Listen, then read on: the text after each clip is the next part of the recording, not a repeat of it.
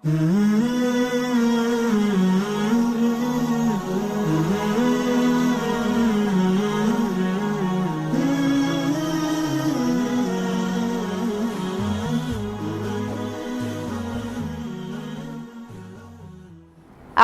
بالله من الشيطان الرجيم.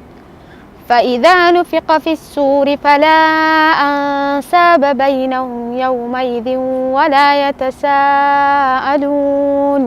فمن ثقلت موازينه فأولئك هم المفلحون. ومن خفت موازينه فأولئك الذين خسروا أنفسهم في جهنم خالدون. تلفح وجوههم النار وهم فيها كالحون. ألم تكن آياتي تتلى عليكم فكنتم بها تكذبون. قالوا ربنا غلبت علينا شقوتنا وكنا قوما ضالين. ربنا أخرجنا منها فإن عدنا فإنا ظالمون. قال اخسئوا فيها ولا تكلمون إنه كان فريق من عبادي يقولون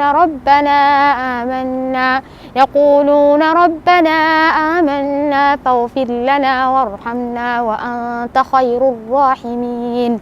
فاتخذتموهم سخريا حتى أنسوكم ذكري وكنتم منهم تضحكون.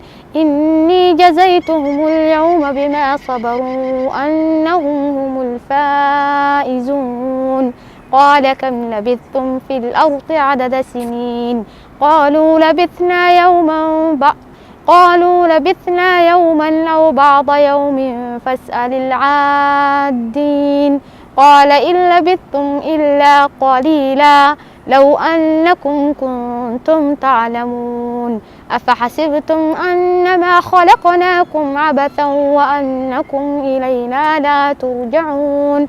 فتعالى الله الملك الحق لا إله إلا هو رب العرش الكريم. ومن يدع مع الله إلها آخر لا